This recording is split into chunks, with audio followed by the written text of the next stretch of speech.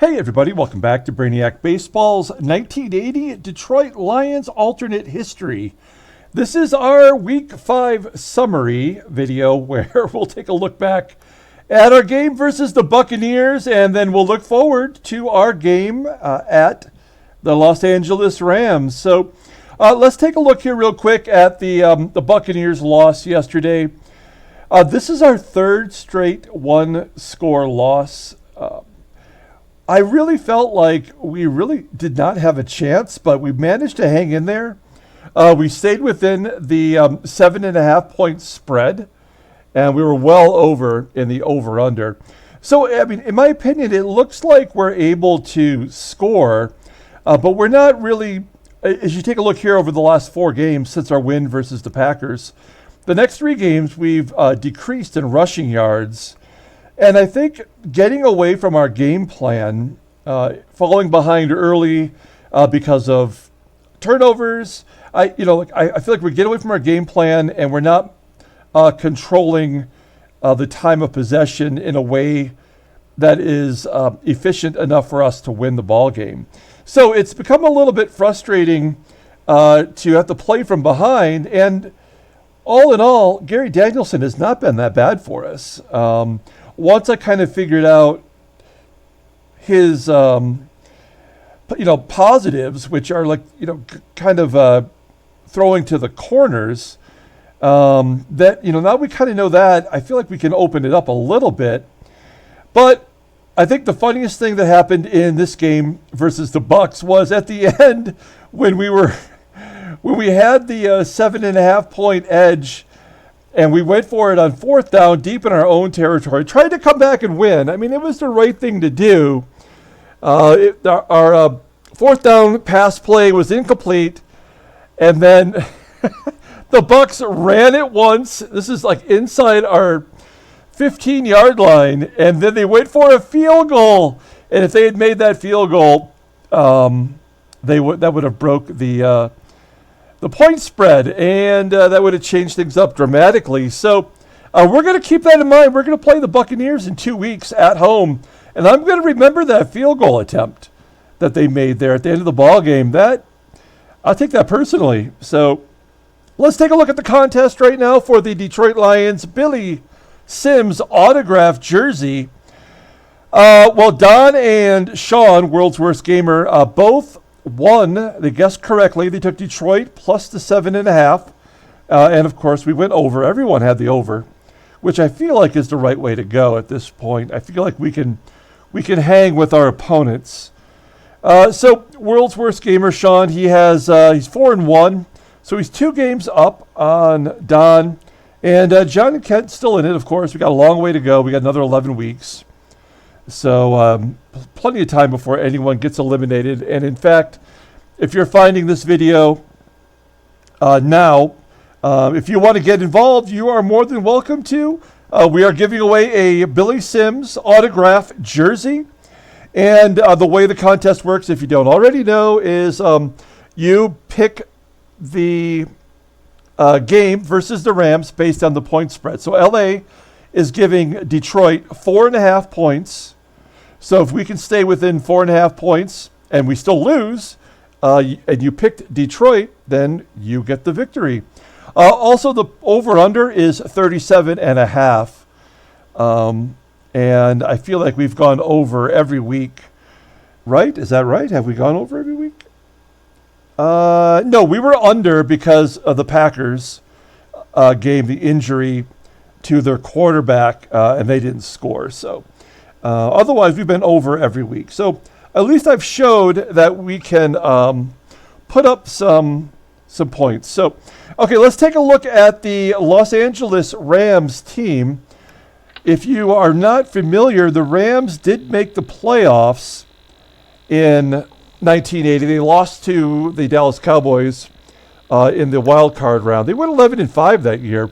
A pretty solid team. They're coming off a victory over the Dolphins. In real life, we did play the Rams, but on opening week, the first week of the season, and I looked up the box score to that game.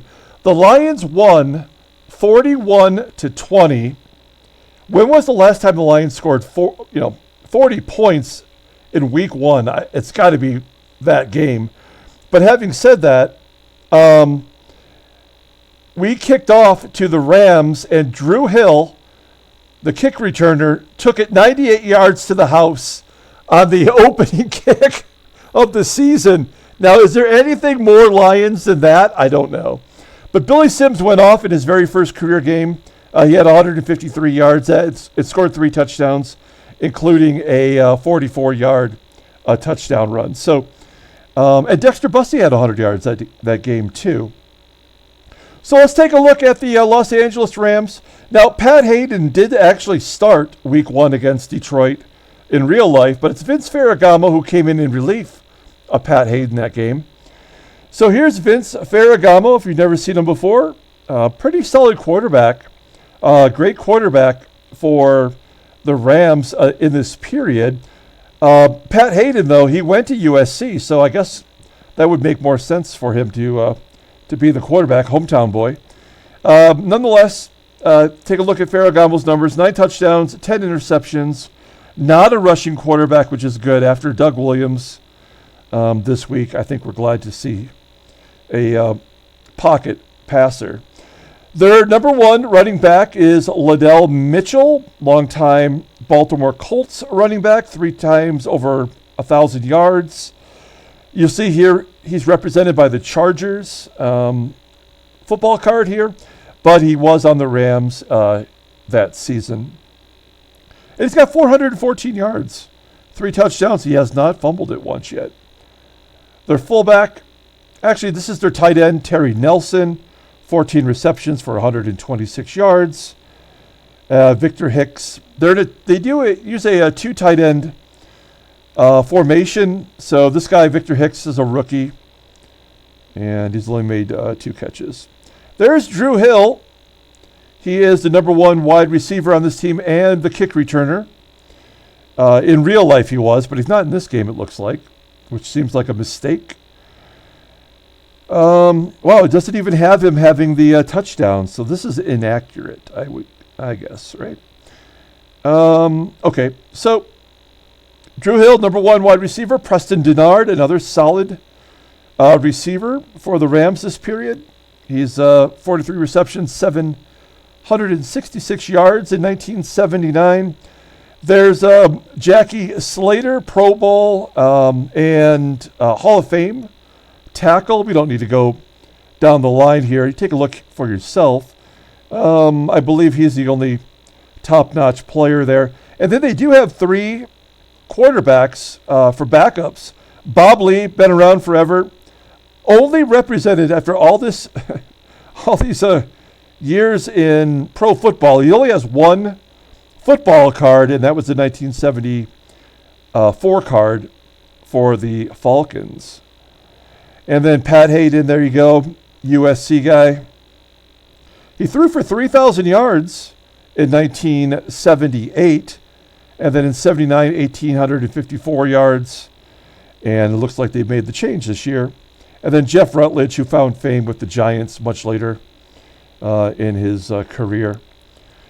Taking a look at their backup running back, which is Wendell Tyler, who ran for 1,109 yards in 1979, but he's a backup here in 1980. He has 104 yards through 5 games. And Elvis Peacock, he's only got 1 rush. What else we got here? Fullback. I mean, nothing else here really all that exciting. Anybody? They do have 1 injury to their number 3 wide receiver, which is Willie Miller. He's missing, got a sprained finger, is going to miss 2 weeks. Okay, let's take a look at their defense. Hey, they have Fred Dreyer, television's Hunter. I don't know if you ever watched that TV show I did as a kid. Pretty decent, fun detective show. And he is their defensive end. Also, they have the great Hall of Famer, Jack Youngblood, All-Pro, off the 1979 season, once played in a playoff game with a broken leg. Maybe it was the Dallas Cowboy game. I can't remember. His brother Jim, Rich Saul, longtime Los Angeles Ram, All-Pro in '79. So they were a pretty damn good team. Nolan Cromwell, is he in the Hall of Fame? I can't remember. I think because they let just about anybody in the Hall of Fame these days. But I think Nolan Cromwell is in the Hall of Fame as well. And backups here that I can't really get excited about. Wait, Colin Bryant? Okay. I don't know why I thought he was a running back. Oh, he's a kick returner. That's why I thought he was an offensive guy and a punt returner. Okay. Oh, wait. It does say running back right there, doesn't it? Yeah, I thought he was a running back. Why is he a safety in this game? And why does he have all these stats? Was he a two-way player? That doesn't seem right. Something's not right there. I can't figure it out. But it is what it is. Let's take a look at the special teams. These guys are special. Frank Corral is their kicker. Has not missed a field goal under 50 yards this year. So he's pretty solid kicker. And their punter is a rookie out of Marshall University named Sean Setliff. Never heard of the guy. Terrible rating, but he's putting up some okay numbers. No touchbacks so far. Okay, so I guess that will do it for the Rams. We'll take one quick look at the Lions here, and then we'll wrap it up for today. Here's the Detroit Lions, taking a look at our team. There's our Gary Danielson through 5 games. I'm looking forward to the draft. We're tied for the worst record in football with the Oakland Raiders, I think. We're 1-4. So, I mean, I don't know who is in the draft in 1981 for quarterbacks, but I think having a better quarterback to go with Billy Sims would be the way to go. 4 touchdowns, 8 interceptions. He's made so many costly mistakes. He's killing us right now. Billy Sims, he's got off to a great start, but he's a little bit on the decline. He didn't fumble yesterday, which is good news. So he's got 5 fumbles, and we may have lost them all. But I have total faith in Billy Sims. Dexter Bussey, he's the man. 120 yards so far, 1 catch out of the backfield. There's David Hill. There's nothing I can do to get David Hill to catch a ball.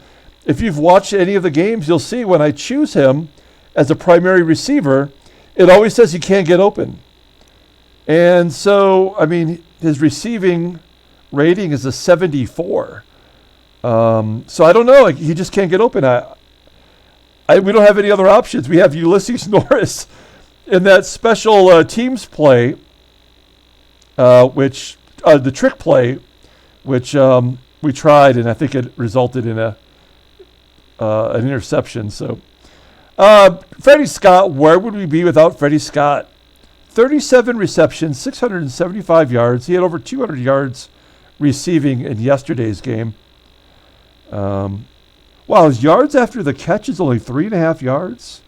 That's probably because we don't go deep to him. Leonard Thompson, he had a better game yesterday. He's only got 12 receptions. He's fine as a secondary receiver. And then we have our offensive line. Now, we did bring in Wally Pursuit to replace Willie Parker, and only slightly better than Willie Parker. But we're gonna stick with Wally Pursuit or Pesui, I don't know. But we're having so many problems with penalties up front. That's been a challenge for us. Take a look at our backups here. Rick Kane, really the only guy that's getting regular duty. Freedy did not catch a pass. And Jesse Thompson and Ray Williams have done their share. Of course, John Arnold has returned a kickoff or a touchdown, so that's been his claim to fame. Let's take a look at the defense real quick. Everybody's healthy. I liked having Ray Oldham as our safety in place of Jimmy Allen. In real life, Jimmy Allen had 2 interceptions versus the Rams in that Week 1 matchup in real life. So I'm almost thinking about bringing him back in, but I like Oldham in there. We brought in William Gay. He had 4 tackles. I felt like he did a good job. Certainly more highly rated than Dave Purifoy. Okay, and yeah, that's pretty much it. I mean, we have not had a turnover in 2 weeks, so that's kind of a challenge in and of itself. Eddie Murray, he's missed he's missed 1 from 30 to 39, 1 from 40 to 49, 1 over 50. So he hasn't been great, but he is a rookie, so we got to give him a little bit of time to grow. And Tom Scladani has been pretty solid. He's an All-Pro. Okay, I guess that is going to do it. Don't forget, we have the contest going where you can win the 1983 Topps Baseball Rack Pack. I think we have 11 contestants right now for 3 spots, so the odds are pretty good. Jump in. The video is going to be right about here, so get in on that if you haven't already. And that's going to do it. So we're going to come back for Week 6 to play the Rams. This is the line. It's -4.5. LA giving it up to Detroit, and the over-under is 37.5 points, which seems very doable in my opinion. So until next week, everyone, have a great day.